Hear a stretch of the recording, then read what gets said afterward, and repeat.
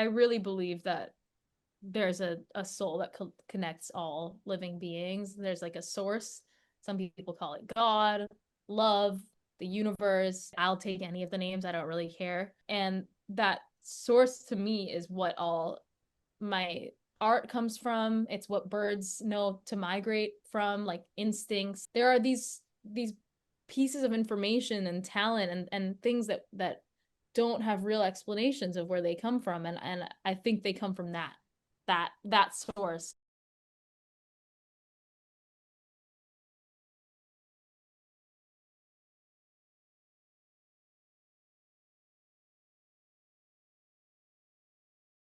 The course of writing this album was also the course of me getting really into birding, and joining clubs and everything, and birding, but also just being outside in general is my main source of wonder, of amazement. It's just like these little constant reminders that I am but an animal, in a big world. There are just amazing birds there all the time, from little songbirds, because they're enjoying all the flowers and fruit and everything, from little songbirds to these great blue herons. I went there a little less than a week ago, and there was this heron hunting for fish. There's just something so otherworldly and dinosaur-like to them, and they are literal. I mean, birds are literal dinosaur descendants. I love evolving in all ways. I'm a very like migratory person. I like change. It excites me. I was just really excited to like be somewhere else, meet a bunch of new people. LA gets a little bit lonely because you're always kind of either in a car or in a building, and I could just feel that there were people out there that I could be besties with that I have yet to meet. And so I was like, let me move to a city that's famously walkable and easy to stumble into cool things. I just love New York, and I wanted to live here. I my family actually almost entirely originates from New York. My grandparents met in New York on my mom's side. I grew up every single summer going out to New York to Fire Island. I would go and spend my summers like wandering around that island.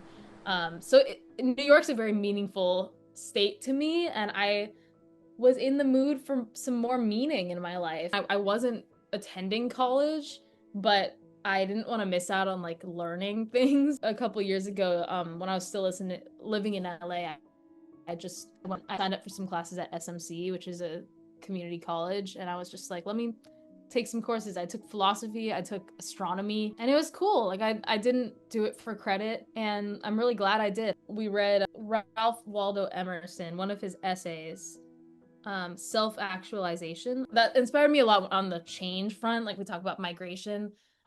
His one of his main philosophies is that like we have to trust in the self, and the self wants to change, and denying change in yourself is lying to yourself and everyone else. And like, just because you once were something does not mean that you are that today. I used to listen to a lot of music that had trap beats behind it, a lot of 808s and stuff. And so that's what I was loving, and that's what I was making. I used a lot of kind of like trap drum patterns and everything in my old stuff.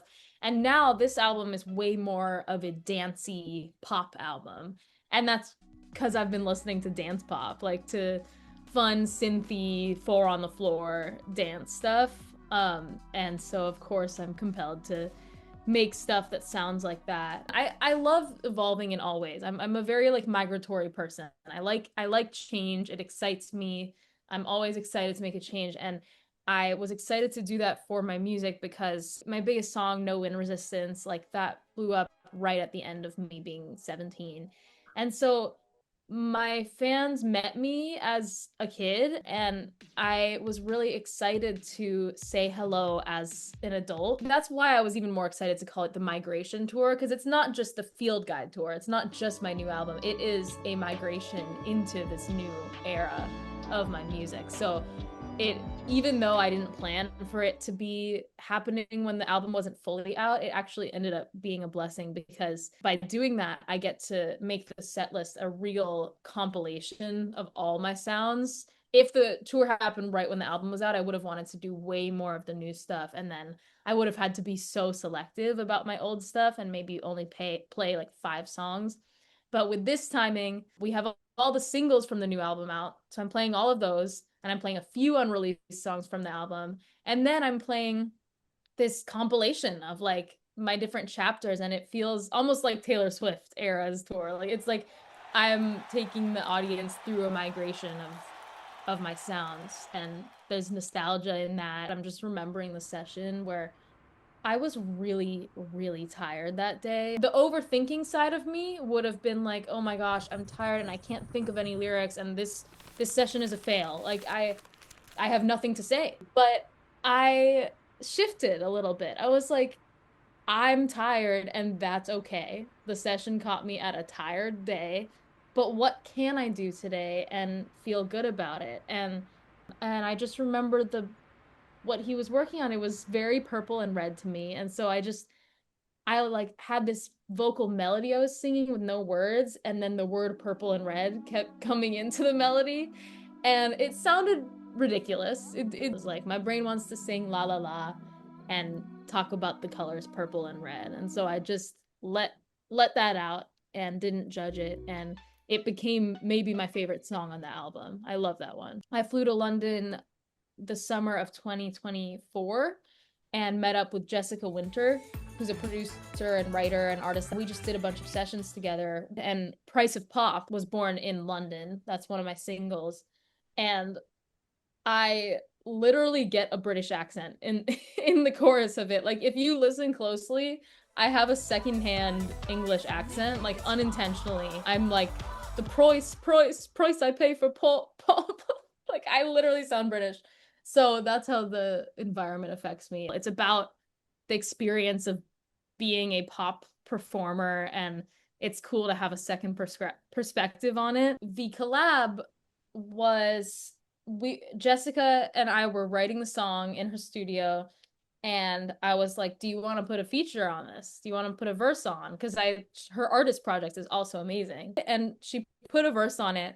But then as the song progressed, she kind of didn't really love her verse, so she went back to just being the producer on the song. There are a few different samples of bird calls in the album. There's a robin in the first track. I think just like birds who for the first who just know how to get across the world without really learning, or who knows how they do it. Just like that, I think that's where my melodies and things come from. I really believe that there's a soul that connects all living beings. There's like a source.